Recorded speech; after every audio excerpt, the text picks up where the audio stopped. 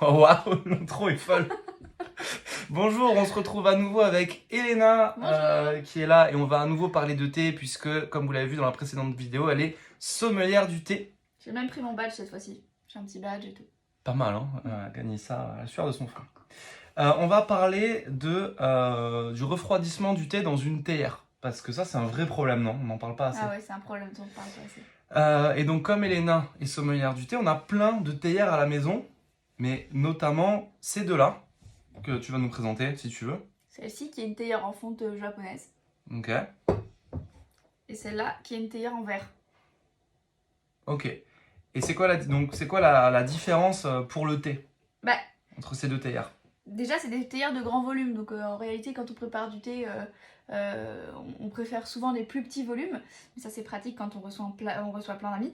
Le fait est que la théière en fonte est réputée beaucoup mieux garder la chaleur.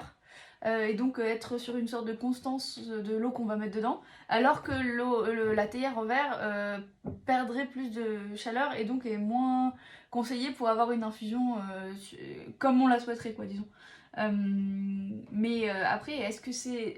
Ce qui est intéressant, c'est de savoir qu'en fait, à la base, les théières en fonte, c'était pas des théières, c'était des bouilloires. Donc ça va un peu dans le sens de ce qu'on se dit, c'est-à-dire que vraiment, il y a ce côté fonte égale chaleur, quoi. Elle perd peu de chaleur, quoi, en gros. C'est ce qu'on dit et c'est ce dont on a l'impression, en tout cas. Et donc, ce qu'on peut essayer, nous, de vérifier avec nos connaissances de deuxième année, à savoir comment est-ce qu'on va quantifier l'énergie perdue. Pour ça, en général, ce qu'on utilise, quand on est dans des régimes qu'on appelle lentement variables, c'est-à-dire qu'en gros, là, par exemple, la théière, on sent qu'à l'extérieur, quand je la touche, elle est déjà chaude. Donc en gros, la chaleur s'est déjà diffusée partout dans la théière. Ouais. Ce qu'on peut utiliser, c'est le concept de résistance thermique. En gros, par où est-ce qu'on perd de l'énergie thermique? Alors déjà, bon, souvent, parfois on ne met pas le petit chapeau.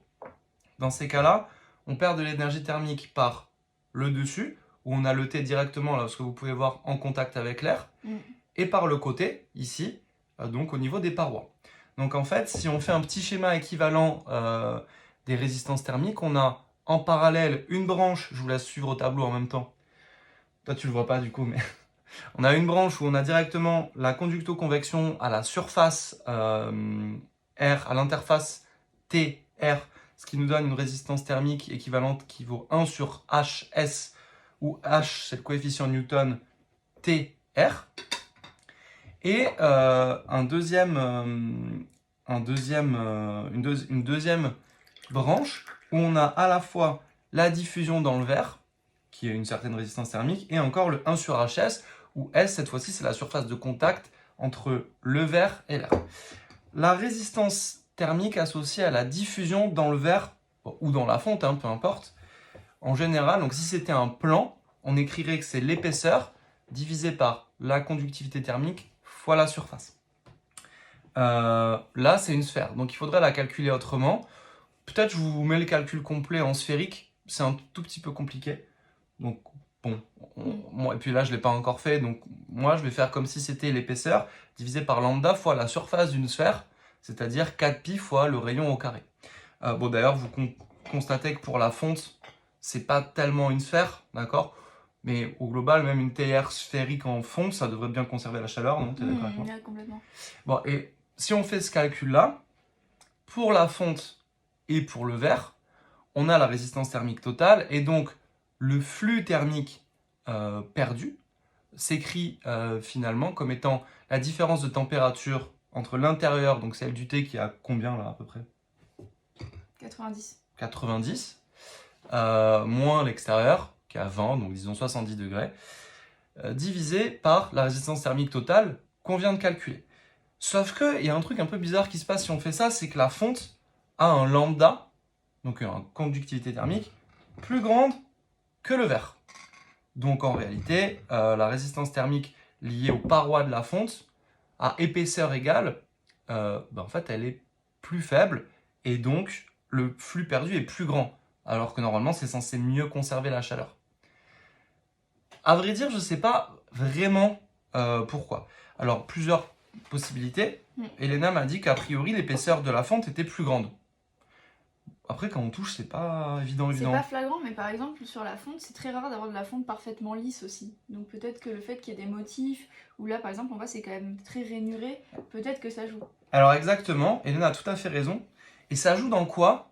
A priori, ça joue dans H, le coefficient de Newton lié à fonte R. Parce que vous le savez, en gros, c'est l'air qui arrive et qui, entre guillemets, prend la chaleur sur la surface.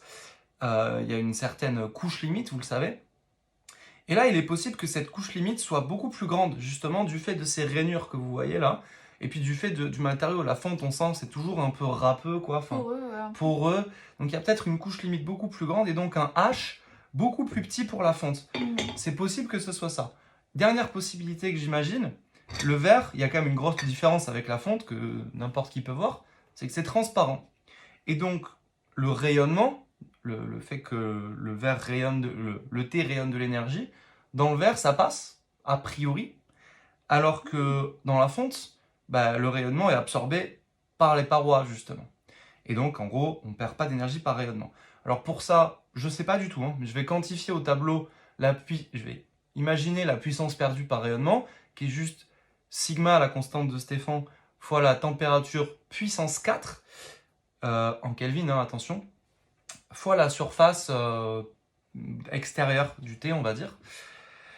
Et donc, il est possible que ça joue, on va quantifier si ça joue. À ces températures-là, en général, ça joue pas énormément, mais quand même peut-être un petit peu. Donc on va voir si ça joue. Mais le plus probable, c'est qu'effectivement le coefficient de Newton pour la fonte, entre fonte et R, soit vraiment beaucoup plus faible qu'avec le verre. Voilà. On verra au tableau ce que ça donne. En tout cas, ce qui est important, c'est de bien comprendre le concept de résistance thermique.